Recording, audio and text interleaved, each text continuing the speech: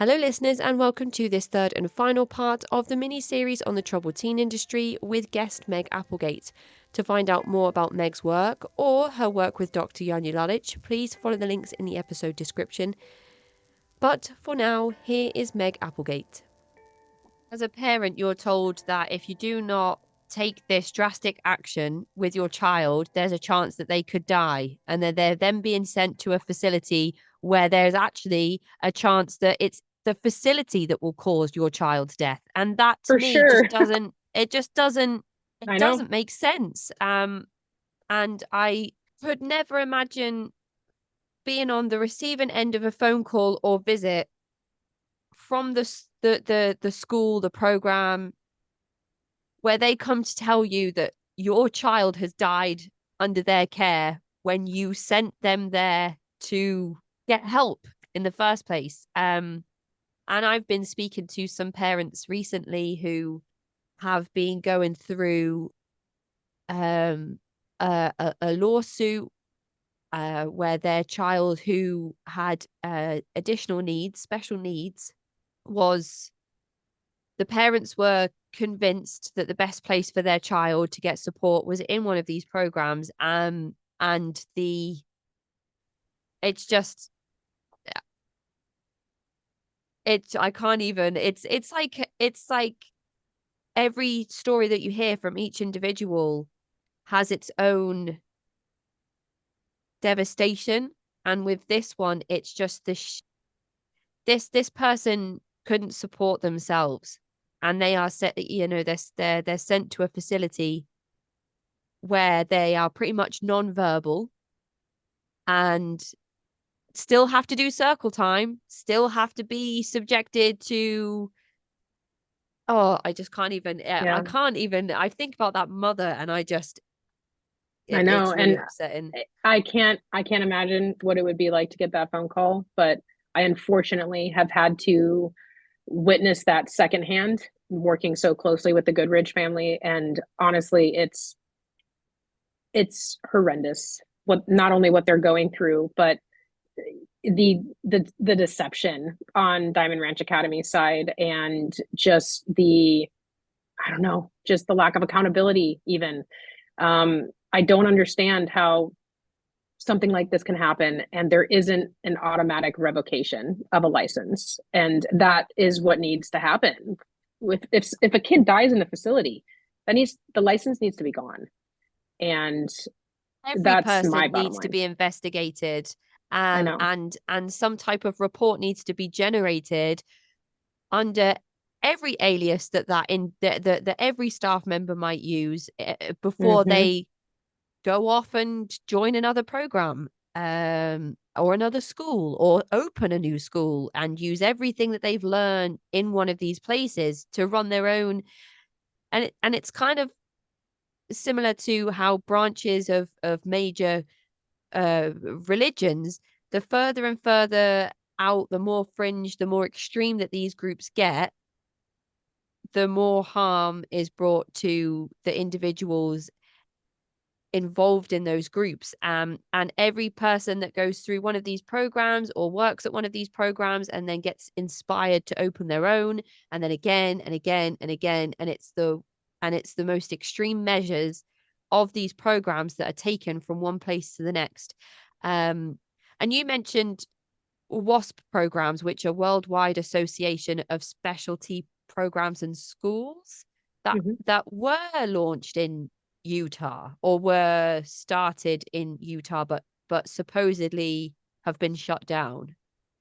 Yeah. So, but like I said, there is so many spin-offs that it's just like you can only really tell if a program has WASP starts, if that makes sense, by tracking the people and tracking where they go and which program they were at, and then where do they go next. And it's so difficult, though, to really untangle that web of where people go, especially if they get in trouble for something. They kind of go under the radar, and then all of a sudden the program will pop up years later and we'll realize that it's been in operation for quite a while. We just didn't know.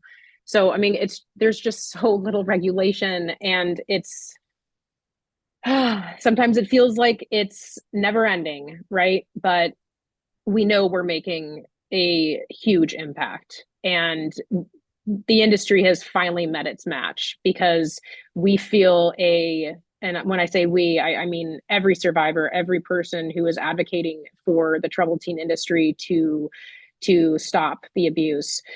We feel a shift in the movement. And, we've got Senator Wyden and Senator Murray, who has launched this federal investigation. And I feel a difference and I feel the panic from the industry side. I do. And it couldn't make me happier, honestly. So, but they have met their match. The community we have right now, I can, I can confidently say I feel like we are going to get it done. What I really enjoy about all of the advocacy work is seeing survivors come together and share their stories, but also now it feels almost like vindication in some spaces. People are like, yeah, I knew this day would come, which is really great to see. There's the r/trouble teen subreddit that is quite um prolific in terms of individuals sharing their experiences, their stories, and actually recently more parents and caregivers and siblings jumping into the subreddit to ask if people have heard of certain programs, or individuals say, my parents are thinking of sending me here. Does anyone have any information? And that is awesome to see that kind of network of information being shared around. And I think that there are so many various organizations and key players and notable figures in the anti-TTI space that people have to start taking notice, which again is also a really amazing thing to see.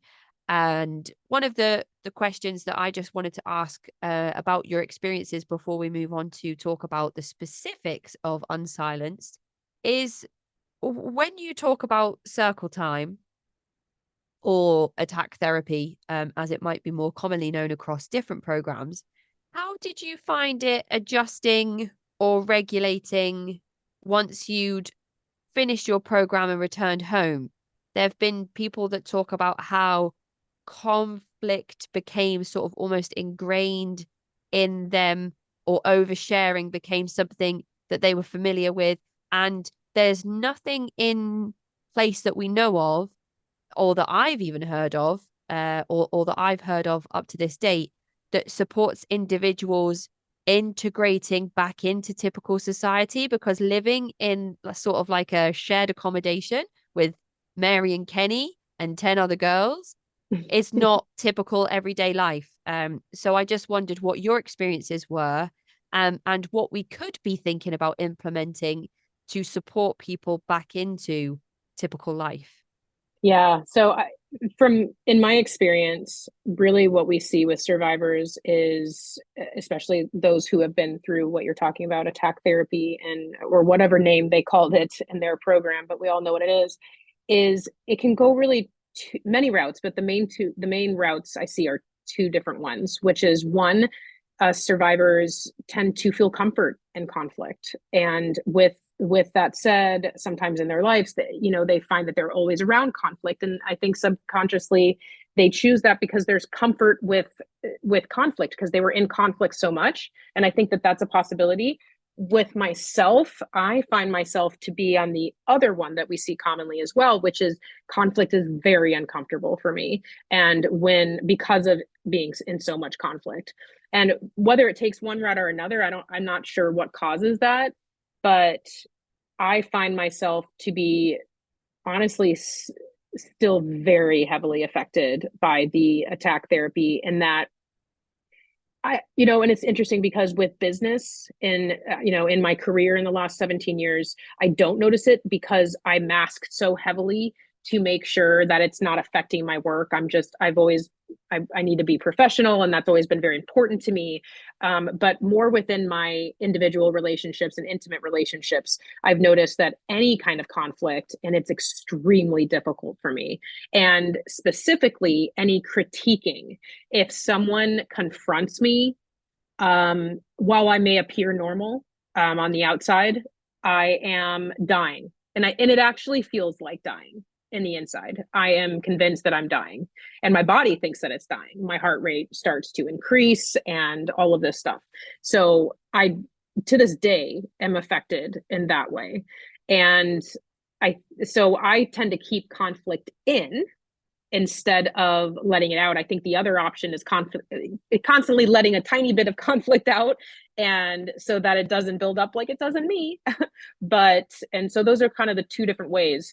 And it honestly, I'm still in therapy trying to get over that. And I'd say I'm still integrating all this time later. I mean, like I said, I went right from chrysalis. I went home for a couple of months in between that and college, and then I went straight to college.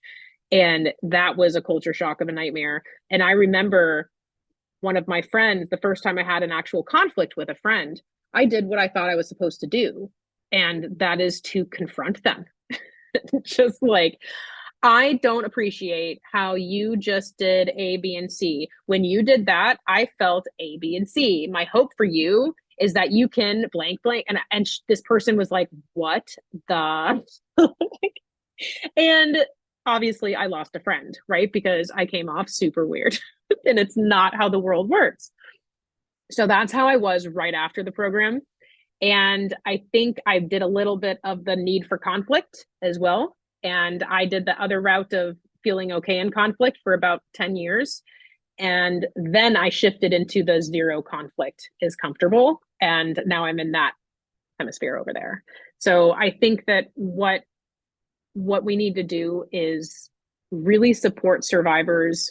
In my eyes, survivors being with other survivors is really, really important, because even if people suffer from PTSD, let's say they're a veteran and have PTSD, the way they suffer is going to be different in the way that that PTSD is expressed than survivors of institutional abuse. We suffer from very targeted, different looking things than other kinds of PTSD.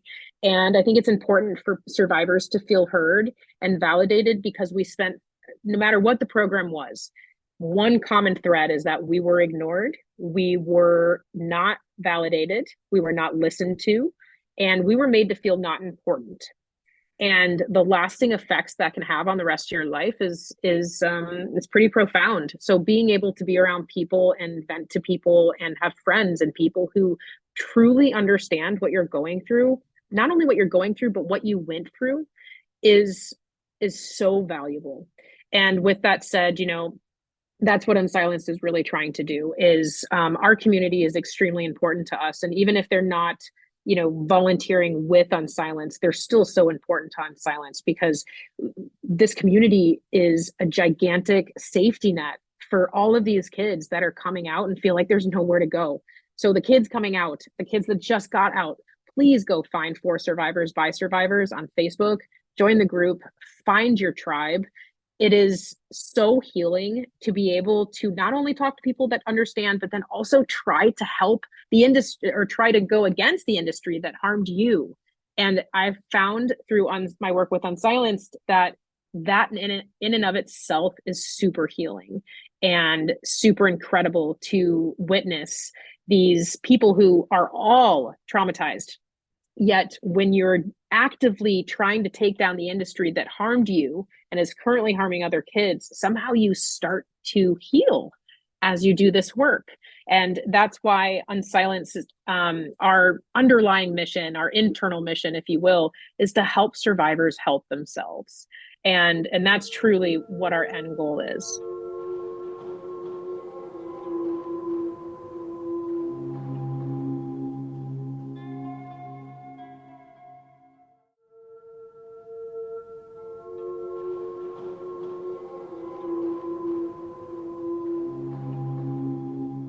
That's incredible. It's really exciting. I mean, I wonder if you can share with the listeners some of the momentum that Unsilenced has gathered and some of the things that you've seen and taken part in, because I know that there's been a few gatherings and things.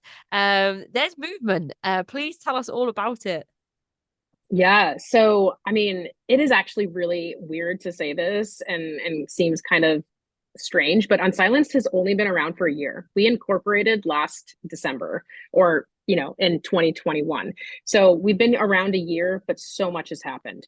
Right after we incorporate, 11 days later, we get our C3, just like that. And then we're on the ground running. And at that point in time, we start planning DC, and we went to DC with Paris Hilton and was able to advocate for change within this industry and advocate for new legislation that needs to happen to keep these kids safe. And, after that, then all of a sudden this federal investigation launches, and all the survivors worldwide are going, oh my God, we're being listened to. And that feeling we got within the movement of like, oh my gosh, this time's for real. And then we fast forward a little bit more, and we see things with Agape boarding school that have been going on for years trying to shut down. All of a sudden, boom, it shuts down. And then we see other programs shut down. I mean, in 2022 alone, 40 programs shut down, 40 programs, and 3 just this year in 2023. So we are seeing a very interesting shift, and one that became super evident about like maybe 3-4 months ago, when we noticed that some programs were putting on their website, who is unsilenced? What is hashtag breaking code silence? And some people were like freaking out. Oh my gosh, they know about us. What are we going to do? And I read it. I was like, oh, this is Keep beautiful. going. Yeah. This is perfect. I was like, guys, this means that we are scaring them to death. This means we are threatening them. And I was like, and thanks guys for linking to our site, extra SEO. That's how I feel about it. And then one of the biggest ways that we've been able to see is that our archive is out of control. It is taken off. We have now built it to over 100,000 documents. That's lawsuits, DHS reports, media reports, all of that stuff. So being able to look up program is incredible. But what's even more amazing about those documents is that we have OCR recognition that scans every single PDF, every single document to load it into SEO results. So for instance, if someone Googles Provo Canyon School might have Provo Canyon School on their page, maybe, I don't know, 200-300 times. We probably have it 3,000-4,000 times. So we are showing up before program results are showing up. So we're being able to see impact in all of these different ways. And then through direct unsilenced efforts, we have a new project that we've developed called Project Speak. And Speak stands for Survivor Prevention through Education, Awareness, and Knowledge. And that is us directly going into communities and re-educating the decision makers through all the different pipelines to interrupt that community to institution pipeline that currently exists, right? So that's us talking to, Department of Education. That's us talking to judicial systems and presiding judges and attorneys and nonprofit organizations that are unknowingly doing things, disability rights organizations. Every single decision maker in this world is going to be targeted to re-understand what is good for children, the effects that the troubled teen industry can have on the long-term health of children who go through it, and just how dangerous this industry is.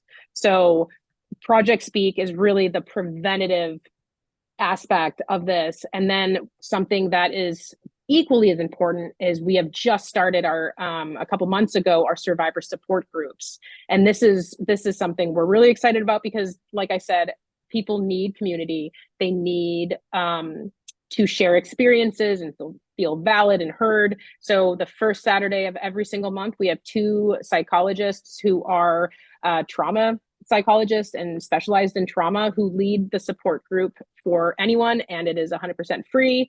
So we are just very excited about the way we're being able to see this industry slowly change. I'm hearing from, anecdotally that oh, enrollments down here and enrollments down there. I heard about my own program and how they're hanging on by a thread. I'm like, yes, like that's what we want to hear.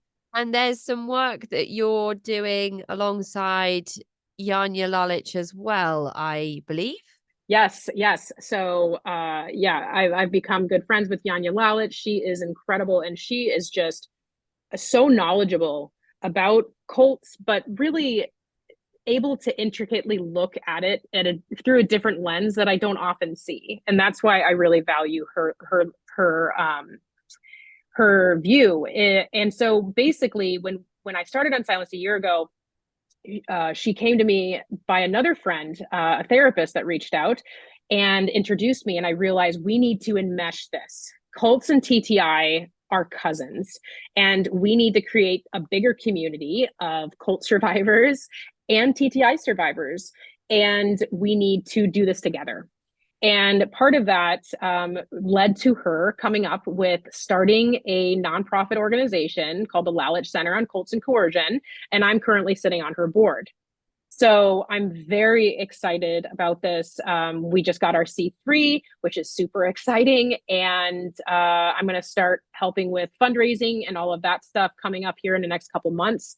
And you know what we're going to be doing there is so incredibly important as well. And just like the Unsilenced end of things is support for people who have left cults and really trying to find out, you know, who they are, how to get back on track, you know, you name it, all of the things that can happen after leaving any kind of abusive or coercive relationship.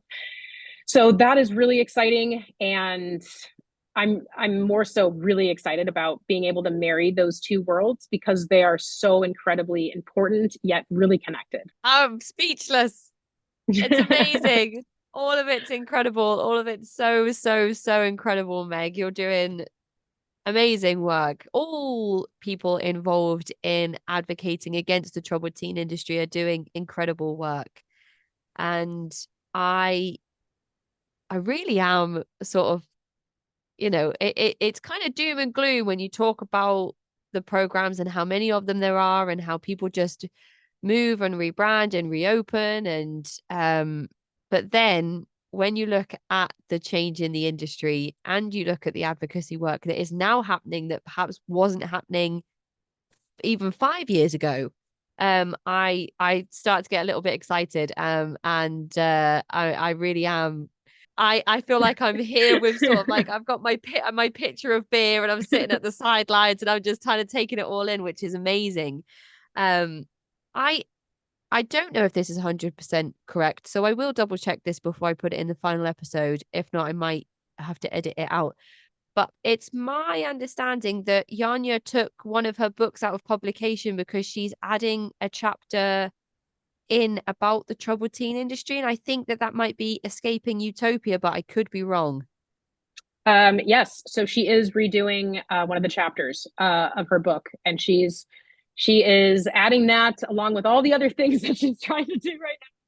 That poor woman, she's doing so much. But yeah, she is currently working on that, and I think that's just so incredible, right? That's the kind of advocacy that's going to be so impactful in the TTI specific fight is being able to get people like Yanya Lalich and people who are highly regarded in the cult community in general to really notice and talk about the troubled teen industry, which is why I love being on your podcast, which is why I love being on Indoctrination. You know, I love being able to marry those two worlds. It's incredibly powerful to come at this from both sides. And hopefully it's making a few more people more nervous when all of the media outlets are reporting on the same thing. That's another Right. thing that we can hope for. So thank you so much, Meg, for sitting down with us today, telling us your story and telling us all about the work that you're doing. Before we log off today, can you please tell the listeners where they can find all of your work and all of the support groups? And I will make sure that I put those links in the episode description. Absolutely. So I am pretty easy to find on both TikTok, Twitter, Instagram, and Facebook. My handle is at Meg Applegate. and that's Megapppelgate. And you can also find Unsilenced on Instagram at unsilenced_now. And that's the same with TikTok as well. And we have our website, which is www.unsilenced.org. And on that website, you can not only take a look at our incredible archive, but you can also be able to sign up to be a volunteer. You can donate, and you can also sign up for our support groups through the website as well. Incredible. Amazing stuff. All of the really good positive buzzwords that you can insert at the end of an episode. Thank you so much, Meg, for sitting it down with me today and telling me about everything that you're up to. We will keep a close eye on things, and maybe we'll be due an update episode when significant positive changes are made. Heck yeah. I'm actually writing a memoir this year. So maybe when I write my memoir, I can come on again and talk about that. I've had so much fun. Thank you so much for having me. Thank you so much, Meg. Enjoy the rest of your day. Take care. Thank you. Bye. Bye. That is the end of this mini series on the troubled teen industry with Meg Applegate. To find out more about Meg and her work, please follow the links in the episode description. And to get in touch with me, you can find me at cultvaultpodcast@gmail.com or follow me on Twitter and Instagram at cultvaultpod. I'm your speaker, Casey, host of the Cult Vault podcast.